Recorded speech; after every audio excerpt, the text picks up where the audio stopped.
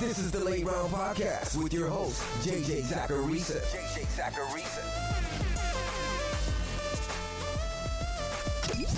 What's up, everyone? It's JJ Zacharisa, and this is episode 830 of the Late Round Fantasy Football Podcast, sponsored by FanDuel. Thanks for tuning in. Before we get into the transactions this week, I want to send another reminder about the Late Round Fantasy Football Patreon. With the Patreon, you get live stream Q&As, rest of season rankings and tiers, weekly rankings and tiers, a great Discord community, and more. The rest of season rankings and tiers can be really helpful in gauging how I'm valuing some of the players that I talk about on this specific episode each week. It's $10 a month for the main tier, and you can do it month to month if you'd like. I'm not trying to take all of your money, just trying to do what I do for a living.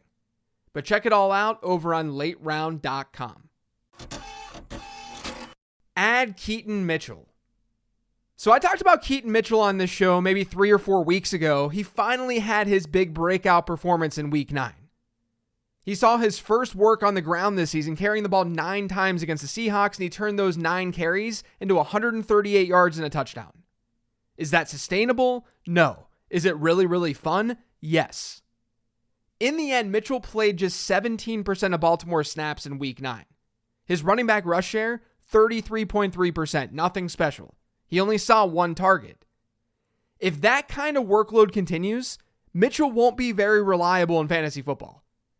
But if you want the glass half full take, it's this. Mitchell showed up when he finally got the chance, when he finally got some work on the ground. And it didn't really come in garbage time either. He was touching the ball in the second and third quarter. Only 2 of his touches came in the fourth quarter. Now look, the median outcome here, this Ravens backfield moving forward is a 3-headed monster. It was a 2-headed one with Gus Edwards and Justice Hill, and now you got Keaton Mitchell in the mix. Mitchell's a really great change of pace back, given his size and speed. But chances are most of his touchdowns, they're going to have to come from outside the red zone and outside the goal line, because that's Gus Edwards territory. Off the waiver wire though, let's just see what the Ravens do with Mitchell. He's the type of player who can be fantasy relevant on just a handful of touches. But there's going to be a lot of volatility that comes with that. Buy Bijan Robinson. I know. I've been on Bijan Robinson this season, and he hasn't really lived up to expectation. I get it. You're probably frustrated that I'm even bringing him up again. But the way I do fantasy football analysis, I don't really care about the past. If I was wrong, I was wrong. If I was right, I was right. But what I'm trying to do is analyze right now in the moment and moving forward, because that's what matters for you guys. You're trying to win. Robinson was averaging 17.6 PPR points per game across his first 4 of the season. Things were looking pretty good. His running back rush share per game at that time, about 55%. Now that was a little bit low, but the hope was that he was going to get more and more work as the season progressed. The receiving volume was never a problem. Over his last 4 games, though, and we'll remove the headache game here because that was sort of an anomaly. But over his last 4 games, Robinson's seen that running back rush share dip to 48%. His target share per game has gone from 21.2% across his first 4 to 12.6% across his last 4. And now, understandably so, people are panicking about Bijan Robinson. They're watching Tyler Algier get rushing work, get a lot of rushing work. And more importantly, get goal line work. Tyler Algier has 6 goal line attempts this year. Bijan Robinson has 1. But I've got 4 reasons to still be optimistic about Bijan Robinson. The first one is we know that he's good. According to Next Gen Stats, Robinson is better than Tyler Algier this season in expected points added per rush, rushing yards over expected per rush, and success rate. Robinson's been adding a full yard over expected per carry. Algier has lost 0.4 yards. Now, the second thing, there's contingent upside. If Tyler Algier gets hurt, Robinson would see an uptick in backfield share, even if they would use more Cordero Patterson. The third reason to be optimistic, the Falcons just lost a 2nd straight game to a backup quarterback. That might force some change. Lastly, though, Atlanta's schedule is awesome. According to my adjusted fantasy points allowed numbers, the Falcons have the 2nd best running back schedule over the next 4 games. They've got the best one across the rest of the season. And in the fantasy playoffs, that's weeks 15 through 17, they get the Panthers, Colts, and Bears. Those teams are all currently top 6 matchups for running backs and adjusted fantasy points allowed. Of course, there's plenty of risk with a transaction like this. Look at the way that Arthur Smith is divvying up that backfield. And I know that some of you guys are going to roll your eyes at the thought of me even talking about Bijan Robinson again. I get it. I understand if you just want to bypass this transaction. But the bottom line here is that we're playing for first place. There are still a lot of things working in Bijan Robinson's favor. And I can tell you right now that there are a lot of Robinson managers who are really, really frustrated. So now might be a time to buy low. Sell Amari Cooper. In games where Deshaun Watson has thrown the ball more than 5 times, he left that game against Indianapolis back in week 7 after just 5 pass attempts, Amari Cooper is averaging 18.1 PPR points per game. In games without Deshaun Watson, that's essentially cut in half to 9.1. Now, Cooper's coming off a huge game against Arizona where he caught all 5 of his targets for 139 yards and a touchdown. It's noteworthy that he faced the Cardinals because they've been one of the friendlier teams to wide receivers this year. Moving forward, things aren't as friendly. That's especially true if you've got your eyes to the fantasy playoffs. During those 3 weeks, Cleveland gets the Bears, Texans, and Jets. The Jets, pre-Monday Night Football, they're the top team against wide receivers and adjusted fantasy points allowed. And the Texans, believe it or not, they're a fringe bottom 10 matchup. Championship week, though, is against the Jets. That may be enough for you to come off of Cooper this week after this big performance. But if you'd rather hold, that's totally fine because I'm not sure that your league mates are going to understand that he's actually been a pretty good fantasy asset with Deshaun Watson active. Add Josh Dobbs. Josh Dobbs was a top 5 quarterback in week 9 after being a Minnesota Viking for like 6 hours. He was amazing. That whole game, him coming into that game, what a story. He is so easy to root for. So why not get him on your fantasy roster? Because on Sunday, Dobbs showed us what's made him a fantasy relevant quarterback this season. He ran the ball 7 times for 66 yards and a rushing touchdown. That gave fantasy managers almost 13 points via his legs alone. Now he has a strong supporting cast, as long as Justin Jefferson returns. And he has one of the best quarterback schedules that you're going to find across the league. There's a lot to like about Josh Dobbs moving forward. Buy Brock Purdy. Now, another quarterback option to go after this week is Brock Purdy. The football world is definitely down on this San Francisco passing attack. Look at how they played pre-bye. But there's a legitimate chance that Purdy can be your starter in fantasy football for the next 6 weeks. In week 10, the 49ers get the Jags. They've been the 16th best matchup for quarterbacks in adjusted fantasy points allowed this year. They're a totally average matchup. Then it's the Buccaneers, who've been the 15th best matchup, the Seahawks, who've been the 9th best, the Eagles, who've been the 2nd best, the Seahawks again, and then the Cardinals, who've been the 5th best. This transaction, it plays alongside what I said last week about Brandon Ayuk, that Brandon Ayuk was a buy. I think this whole San Francisco passing attack, to some degree, is also a buy. Add Zay Jones. So Zay Jones has been dealing with this knee injury that's kept him out since week 5.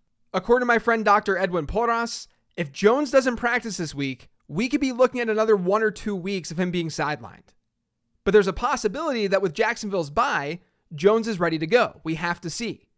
If that's the case, hypothetically, if Zay Jones can go, he has a chance to be fantasy relevant. He's averaged a target share per game rate of about 17% this season during his limited time. And Jacksonville, despite their mediocre rest of season schedule for wide receivers, it's a top 5 one in the short term, over the next month or so. Just keep an eye on that practice report. Right now, it's being reported that it could be day-to-day, but he also might go on IR. There's a wide range of outcomes for Zay Jones. Hold Devontae Smith.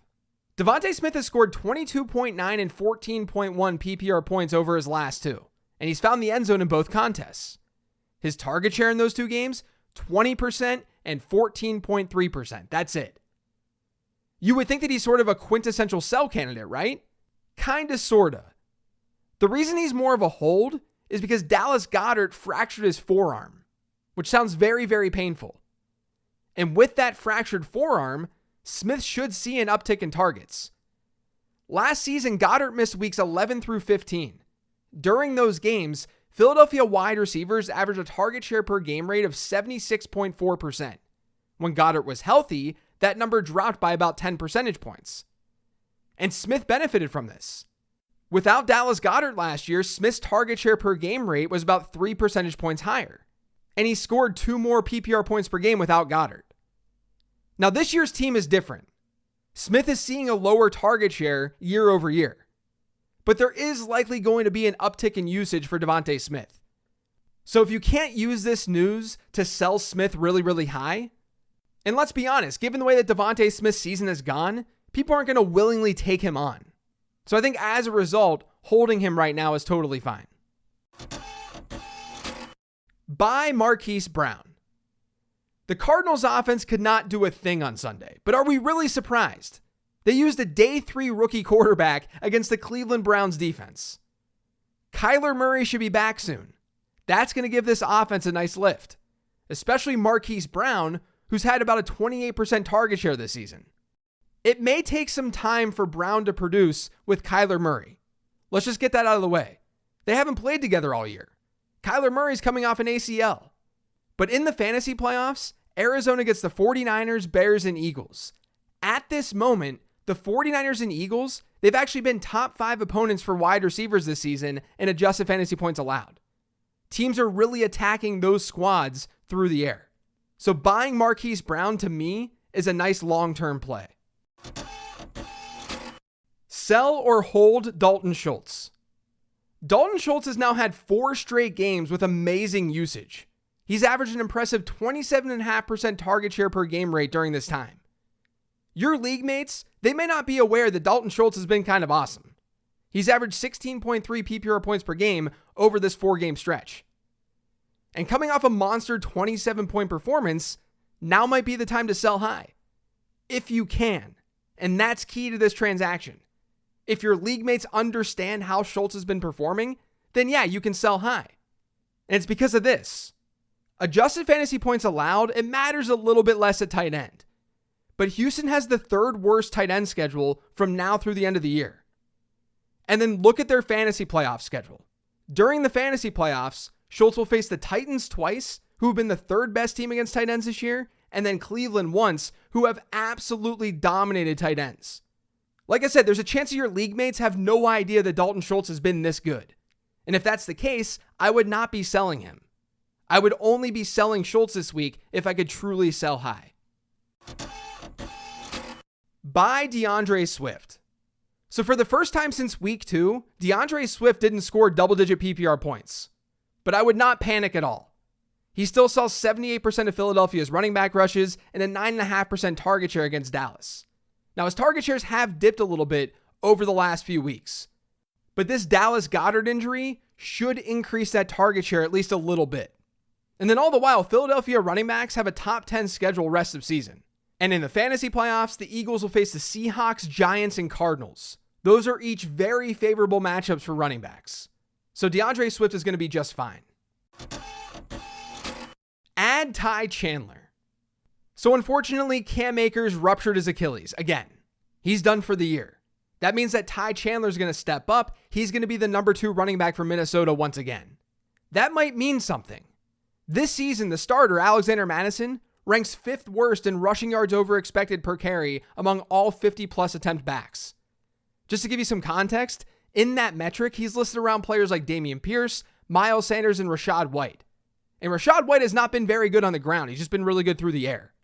Chandler, meanwhile, is an explosive complement who's seen better per rush numbers across the board compared to Alexander Mattison. Now, yeah, it's a really small sample. It's not everything. To be better than Madison within those statistics, it's not everything at all. It's just something to note. But the Vikings have a really, really nice schedule moving forward. That's actually a reason to feel fine about Madison. He might even be considered a buy candidate. But it also means that there's a possibility for more than one running back in this backfield to eat. According to adjusted fantasy points allowed, Minnesota has the best short-term schedule in the league and the 3rd best long-term one. So don't sleep on Ty Chandler as a cheap ad this week. Sell Deontay Foreman. Deontay Foreman ended up seeing a season-high 87% running back rush share against the Saints on Sunday. But I would not count on that continuing. Khalil Herbert can return from his high ankle sprain this week, and when he's back, we're looking at a completely up-in-the-air Chicago backfield. And that has a chance to become even worse if Justin Fields is healthy and taking even more looks away. As I've noted before on this show, Chicago running backs have the worst remaining schedule by adjusted fantasy points allowed. And that running back schedule, it ranks worst in the fantasy playoffs too. This is your reminder to stay away from this backfield. Buy Tony Pollard. I know, you don't want to hear about this either. You're over Bijan Robinson, you're over Tony Pollard. But I'm going to say it again, I only care about what's happening right now and moving forward. What can I do to help your fantasy rosters improve? And I think one of the moves that you can make this week is trading for Tony Pollard low. It's not August anymore. You shouldn't be paying an August price tag to get Pollard. You should be paying a lot less, and that's why he's an attractive buy.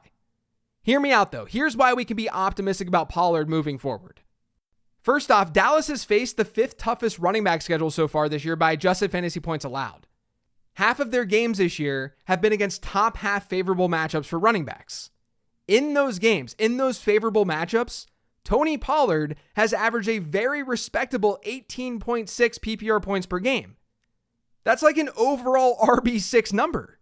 That's not bad at all. In Pollard's other games, though, when he's facing bad matchups, that points per game average is only 8.3. And that's what's really driving down his fantasy numbers. Now, fortunately, from now through the end of the fantasy season, just 2 of Pollard's matchups would be considered very tough. They get Philadelphia and Detroit still. The rest are average or above average. Dallas backs have the 10th best schedule in the league from now through the end of the year. Remember, they've had the 5th toughest to start the season. And Pollard's peripherals, they're still there. Over his last 3 games, he's seen an 80% running back rush share per game. His target share per game has been 12.5%.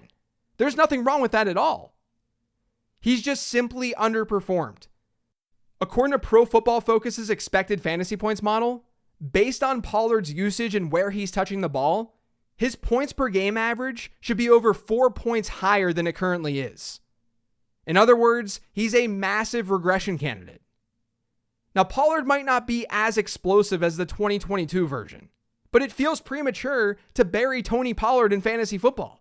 If you're in need of a more volatile asset, I think trading for him right now, after facing the toughest defense in the league against running backs, makes plenty of sense.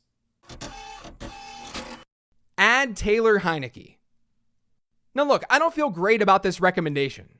We shouldn't expect a ton from Taylor Heinicke in fantasy football. But he's one of the few low-rostered quarterbacks this week with a favorable matchup. Atlanta gets Arizona. The Cardinals are a top 5 matchup for quarterbacks and adjusted fantasy points allowed. Aside from Josh Dobbs, Taylor Heinicke is the low-rostered quarterback with a decent matchup that you can stream. Players like Sam Howell, Russell Wilson, even Will Levis, I'd probably prefer them over Taylor Heinicke this week. But they're rostered in way more leagues.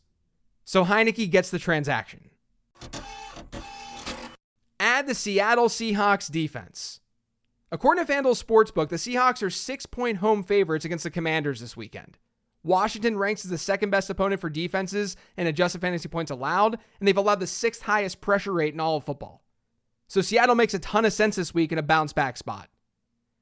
That's it for today's show, though. Thanks to all of you for listening. If you yet subscribe to the Late Round Fantasy Football Podcast, make sure you are by searching for it pretty much anywhere podcasts can be found.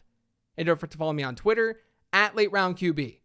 Thanks for listening, everyone. Greatly appreciated as always. I'll talk to you tomorrow with the weekly 10 Trend Show.